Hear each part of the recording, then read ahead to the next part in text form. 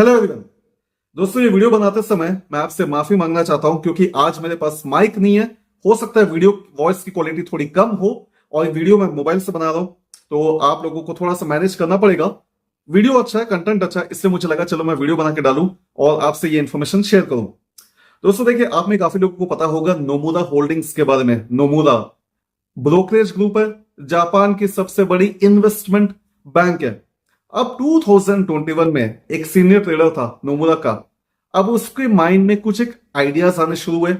अब इसे लगा चलो मैं कुछ क्रिएटिविटी दिखाता हूं, और ये क्रिएटिविटी के चक्कर में एक प्रैक्टिस करता है, कॉल्ड एक टैक्टिक करता है कॉल्ड लेयरिंग। अब लेयरिंग होता क्या है? देखिए, ये जो ट्रेडर था इसका कोई इंटेंशन नहीं था कि कोई ट्रेड मुझे एग्जीक्यूट करना है, लेकिन बहुत ही ह्यूज वॉल्यूम में, ह्यूज अमाउंट्स में जो जापान की गवर्नमेंट की 10 साल की जो फ्यूचर्स कॉन्ट्रैक्ट होता है उसमें ह्यूज अमाउंट्स में बाई ट्रांजेक्शन, सेल ट्रांजेक्शन, जो डेरिवेटिव ट्रांजेक्शन होते हैं उसमें बाई ऑर्डर और सेल ऑर्डर इसने एग्जीक्यूट करना शुरू कर दिया, only to cancel them later out. कोई इंटेंशन नहीं था इन डेरिवेटिव ट्रांजेक्शन को एग्जीक्यूट करने का। लेकिन होता क्या, इस ह्यूज ऑर्डर्स को देखते हुए जो प्राइसेस थी इस 10 साल गवर्नमेंट बॉन्ड्स के फ्यूचर्स की, प्राइस मैनिपुलेशन हुआ। अब इस प्राइस मैनिपुलेशन के कारण जो नोमुरा है इसे 1.48 मिलियन येन का बेनिफिट भी पहुंचा। अब जब ये बेनिफिट पहुंचा तो उसके बाद जापान की जो securities exchange and surveillance commission है ये बेसिकली इन्वेस्टिगेट करता है एंड फाइनली ये रिकमेंड करता है जापान की फाइनेंशियल सर्विसेज एजेंसी को कि भैया ये जो नोमुरा है इसके ऊपर पेनल्टी को इंपोज किया जाए। कितना? 21.8 मिलियन येन। अब ये जापान फाइनेंशियल सर्विस एजेंसी क्या होता है?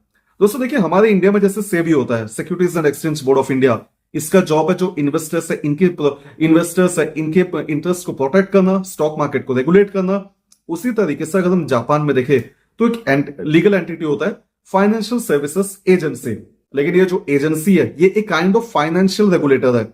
सेबी की तो सिर्फ जो दायरा ये सिर्फ स्टॉक मार्केट तक है, सिक्योरिटीज मार्केट तक है, लेकिन ये जो फाइनेंशियल सर्विसेज एजेंसी है इसका जो दायरा है ये being a financial regulator not only in securities market but even in insurance sector, banking sector etc, इसका स्कोप काफी ज्यादा वाइड हो जाता है। अब ये इसके अंदर में एक इसकी इन्वेस्टिगेटिंग आर्म है जिसे कहा जाता है securities exchange and surveillance commission. अब ये securities and exchange and surveillance commission ने रिकमेंड किया एफएसए को कि भैया 21.8 मिलियन येन की पेनल्टी को इंपोज कर दो। तो जापान की जो एफएसए है इसने 21.8 मिलियन येन की पेनल्टी को इंपोज किया। साथ ही साथ अक्टूबर 15 से नवंबर 14 तक 1 मंथ के लिए जो जापान की गवर्नमेंट बॉन्ड्स की जो ऑक्शनिंग होती है उससे भी नोमुरा को बाहर रखा।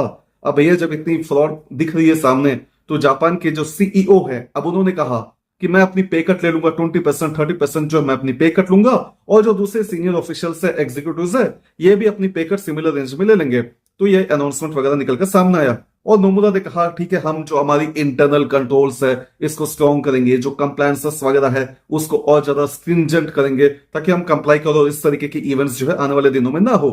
डिस्पाइट ऑल दिस सेटबैक जो नोमुरा की फाइनेंशियल है ये काफी ज्यादा स्ट्रॉन्ग था। वेल, काफी बड़े बड़े अच्छे अच्छे कंट्रीज में भी फ्रॉड तो हर जगह आपको दिख ही जाएंगे।